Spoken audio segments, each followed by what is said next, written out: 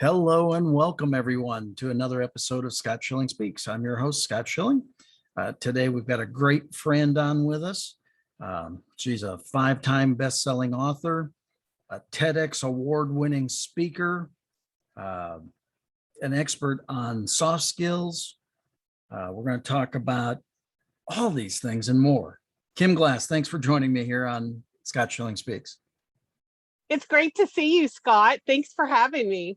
Absolutely. So again, you've got one of your books. I would have never known that was your book, except your picture's right on there. I could tell from that. And let's touch on Unshakable Courage for a moment very quickly, because it's there. Having great success. I know you've been on book tours and everything else. Tell us a little bit about the book and actually how people can get a hold of it, and then we'll get into the new projects. Awesome. Thank you, Scott. So Unshakable Courage, that's my journey of being born and raised in a religious cult and escaping after 35 years. That title came to me 15 years before I actually wrote the book, because I didn't want to just tell my story. I wanted to provide the roadmap that I used to be brave and to break free from that environment. And so Unshakable Courage shares my story, and then the roadmap, the 7 promises of courage that helps other people break free from those irrational fears that are holding us back in our personal and our business life. And 85% of people in a survey 2 years before the pandemic said that irrational fears are keeping people awake at night and unable to achieve those goals and dreams. So I'm all about helping people break free from fear, whatever it is, and have the focus on their goal and work those things that they need to do every single day in order to achieve it. So courage actually becomes an acronym, or becomes the foundation of the 7 steps, correct? That's correct. So each of the letters in courage represents a stop along the way in the roadmap. Awesome. So how do people get a hold of it? So the Because they book got to is start there foundationally with you, right? exactly. So you can go to my website, which is Kym with a Y, KYMGlass.com, or it's available on Amazon.com. I have some people that like it to be autographed, and so I do that and mail it directly. So we've had groups and teams that have brought me in to speak to their leaders, and they've been able to get the books for their group, and then I just mail those individually. So yeah, would love to help and support. That's awesome. So you're a soft skills expert. Your time in big business, you learned the uh, need and the various soft skills. For those who aren't familiar with the term, share a little bit about what it is and why it's so important. Yeah, so I guess I was one of those people that have kind of always just naturally been in the soft skills world, from the early age of setting up a lemonade stand in my neighborhood to riding my mini bike in my neighborhood and going door to door, knowing our neighbors. And then anytime I was selling gift wrapping or, pledges for walks or whatever the need was, I utilized what I call soft skills and what's in the workplace today. And so when you think about leadership and teamwork and how are you engaging your employees and your customers, award and recognition, all of the social skills that really bring connection to people. And I think what we're finding is more than ever, especially after the pandemic, soft skills in the past has always been a mystery to even so-called leaders, because they're not really sure how to implement it. And so, soft skills are so important in our daily life, in our work, in our business, and it is the connection of how we're out there connecting with people. So there today, in today's work environment, and it's obviously significantly different than it was just 2 years ago, prior to the pandemic. There are a significant number of workplace issues. How do soft skills help address those issues and keep teams moving forward? So when I think about soft skills, and I'll just say during the pandemic, right before that, I had been home from a national book tour, had just gone through the state of Georgia, and was home less than a week, and everything shut down. And I had been on a national book tour since October, and I was like, you know what, we got to do something different. Like I already had these things planned, and thankfully I was able to do that virtually. But also in the midst of that, I had an opportunity, I'm one of those that looks for opportunity where my skill set can truly help other people. I cannot mention the name, but I started out, it was just a 6-week project. And they brought me in as a soft skills consultant to help in the supervisory role of a call center. And so by using those soft skills that I've known and just have always appreciated that from other people, within the 6-week time period, the team that I was responsible for had over 500 call hours more than the team behind us. And it was all about engaging, communicating, leading that team, and having a lot of fun. We were on Microsoft Teams. And all I could see, even when I went live, were little bubbles of initials of people. And we had hundreds of them. But we had such a fun team. We didn't lose any agents. And then the bottom line result of that is that our workload had produced over 500 hours to the next team. And so I share that because yes, this was an incoming call center in the middle of a pandemic, and it was such a fun project. Like we were having fun, and we were there to, like, these agents, this is an incoming call center, so you can imagine the questions, and even though there's a script, sometimes those questions go off script. And so being readily available to help those agents, to help them stay engaged, and to make sure that they're showing up the next day, because we were getting tens of thousands of calls on a daily basis. Wow. And we did that by using those soft skills, communicating to those teams. We went live twice a day, congratulated the people, called out our team members, gave them recognition. And I think just looking at that one project in the middle of a global pandemic, we really kept those agents focused, showing up for work, and having a good time. And so I think you have to have the fun factor in that. But the results were proven in the bottom line results of that project. And I think that's one thing that a lot of people haven't understood, is that how can you transfer soft skills and have a data point that proves bottom line results. And so that was just one project that I work on where we actually proved that, and I've done that over and over and over again. And so helping teams and companies achieve that has just been so remarkable. And then I'm always like, what's the next thing? Like, how can we utilize these soft skills for a bigger impact while also producing the bottom line results? Yeah, it's really important that today's employee teams or groups step up, utilize soft skills, get into the leadership roles, and really start to lift everybody else up. Because to a certain extent, or it's my feeling, let me just ask it this way. It's kind of my feeling that even in corporate settings where people are sitting back together, even though physically separated, for safety and things like that, that there's really a change in how the overall environment is today versus the way it was pre-pandemic. Is that correct?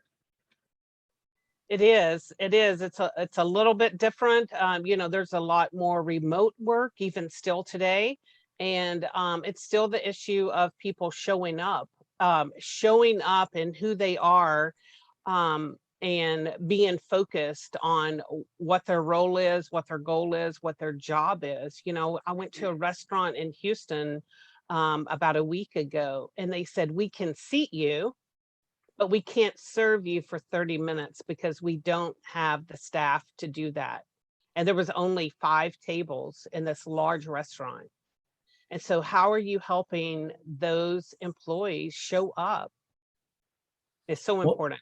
you know what it sounds like somebody should do? Somebody should write a book about soft skills and put that out to help people learn more.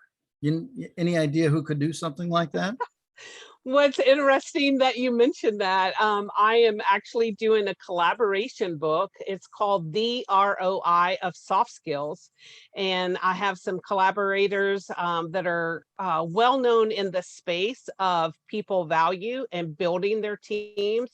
And they understand the cause and effect of utilizing soft skills. And so, yes, I'm launching a collaboration book looking for authors that want to share their perspective and maybe how they've retained customers or employees by utilizing soft skills. Has with the folks that you have interviewed to date for the book, have there been any big surprises to you in their responses? Well, Any it's big changes?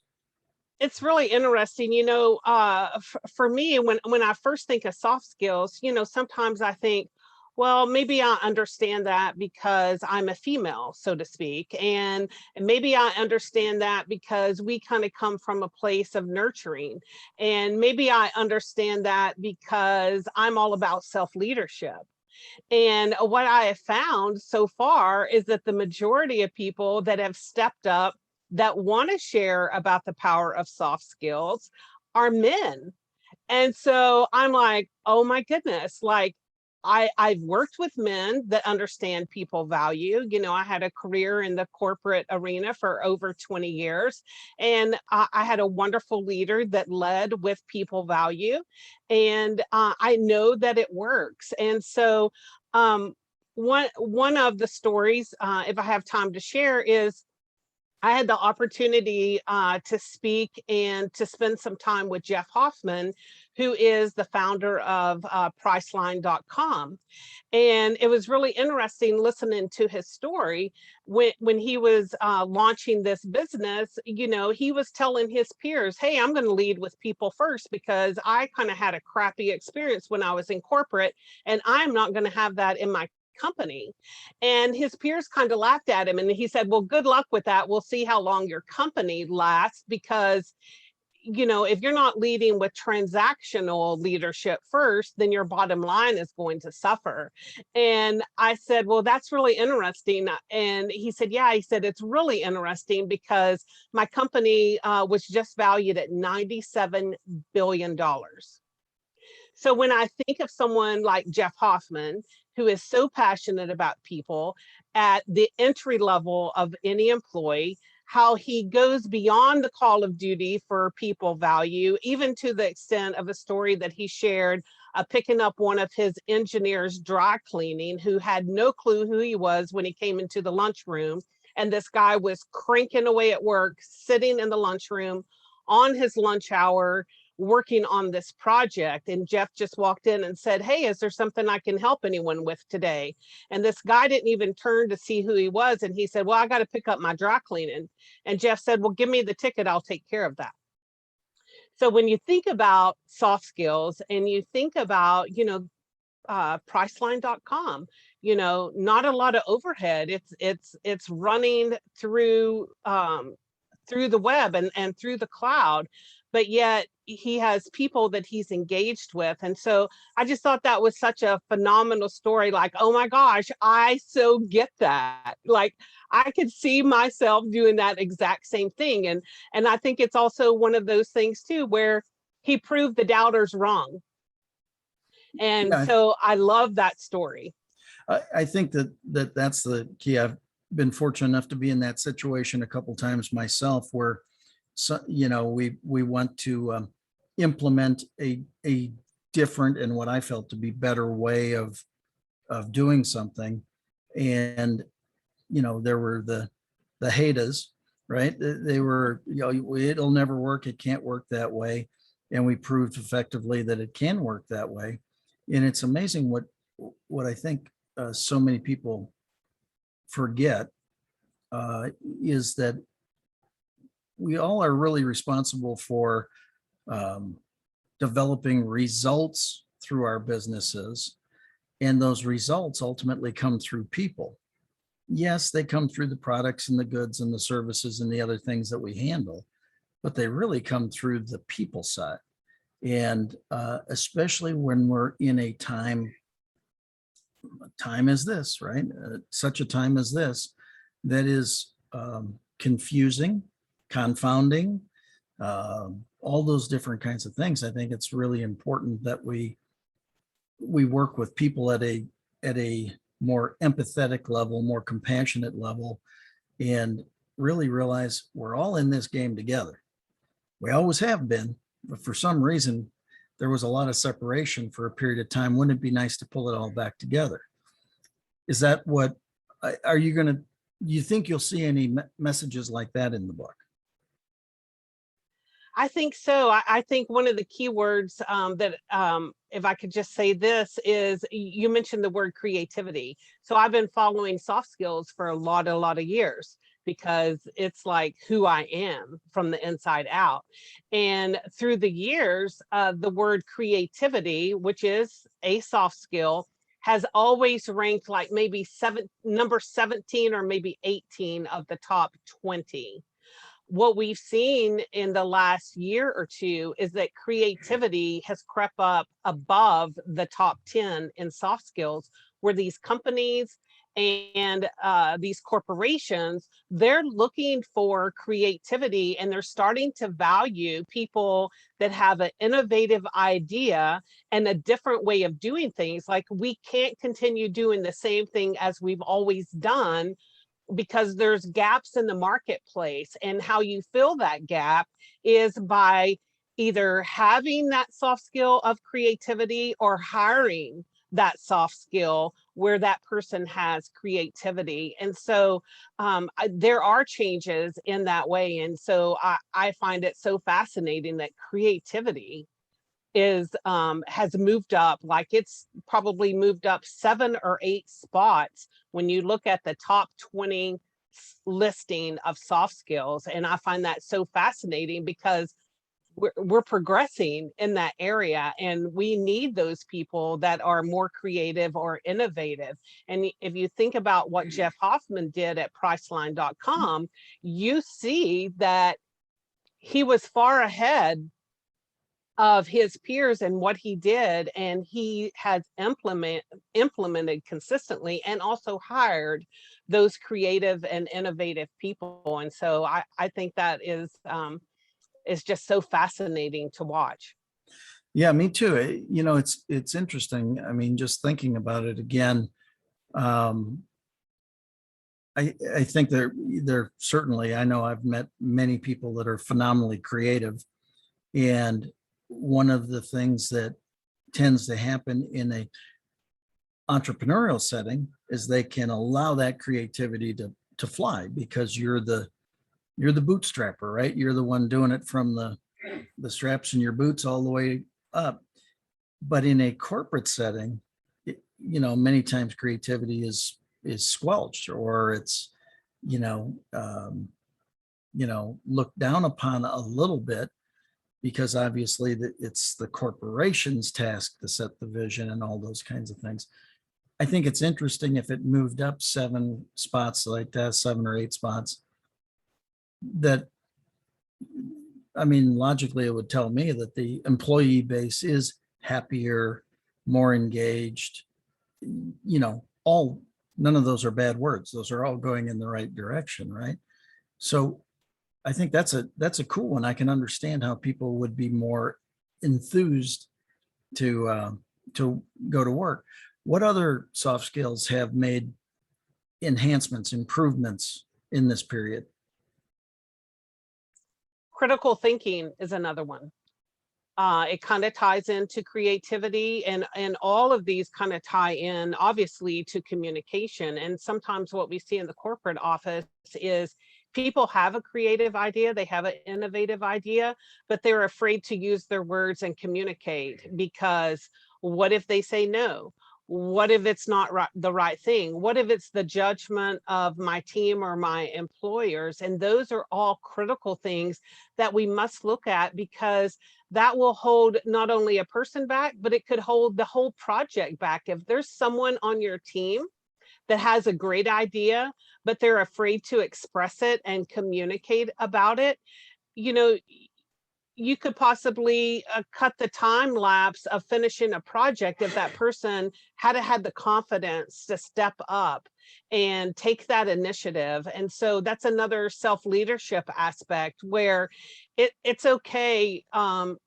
It's okay if things are not seen right away by your idea, but I think we have to ensure that our teams and our employees understand it's like the basic of communication. People want to be seen, heard, and understood.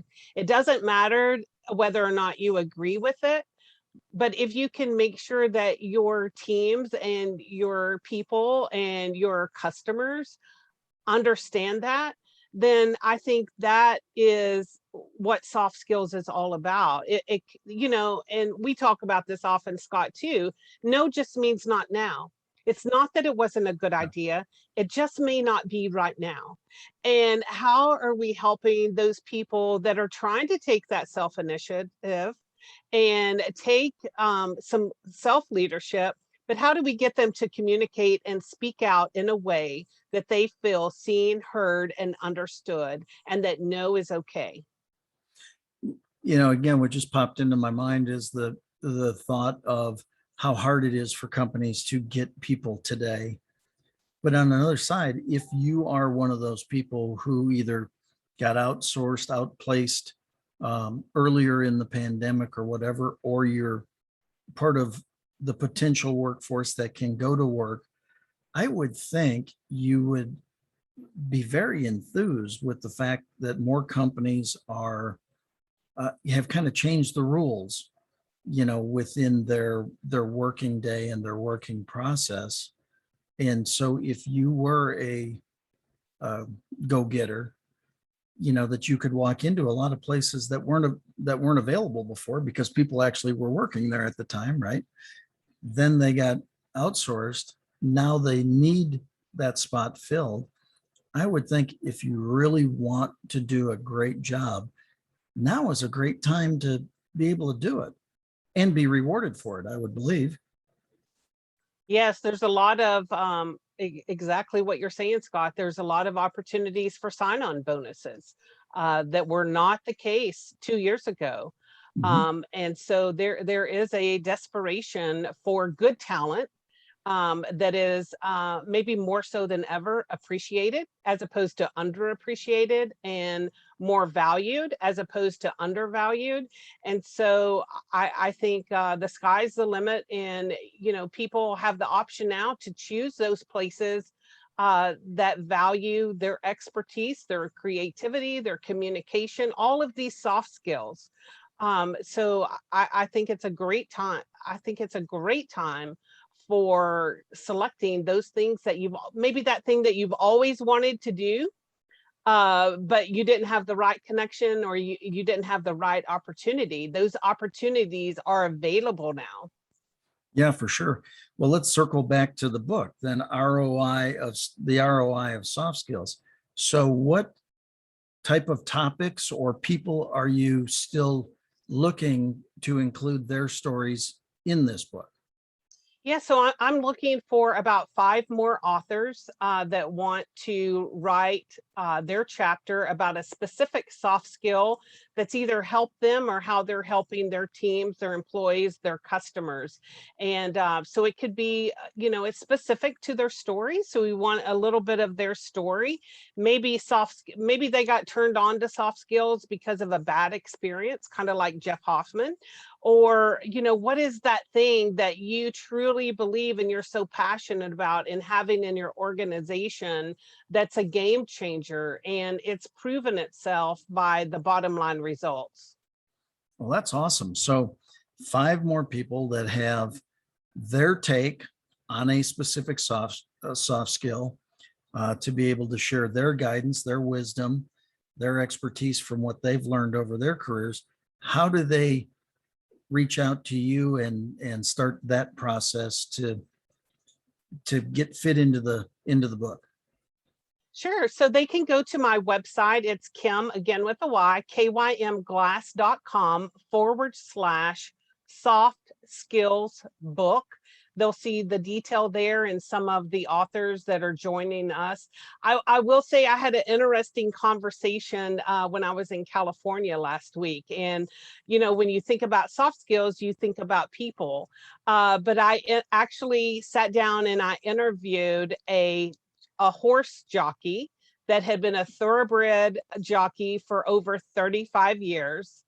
And I found it so fascinating because he was like, he said, I said, from your perspective, what would you say is a key soft skills that should be implemented in your business for retaining your customers and your employees? And maybe you can share that from your experience of working with horses. And I found it so fascinating. He said the word energy. Hmm. And I find it's so amazing that the word energy, not only does it apply in his work of over 35 years as a wonderful thoroughbred jockey and how he was relating that to the animal kingdom, but it's also that energy is such a powerful soft skill for people. And so that's just one of the interviews that I've done. And I just found that, again, so fascinating, where the only word he could think of was energy. And I think that's so true. Like we often talk about, and, Scott, you and I both love to network and be out with people, but we often talk about how your energy Right. introduces yourself just by you walking in the room. Yeah. Way And before so you ever say a word. exactly. So yeah, those words that are relevant to you and your business, we would love to have you involved in this incredible project that we're working on. And time is running short. We want to encourage you to take advantage. There's only 5 spots left in the book.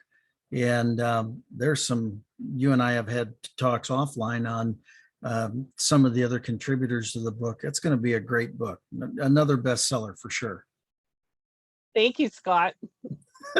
So, all right. Well, hard to believe, but we've utilized our time here today again, which is why the good news is we can always have more shows.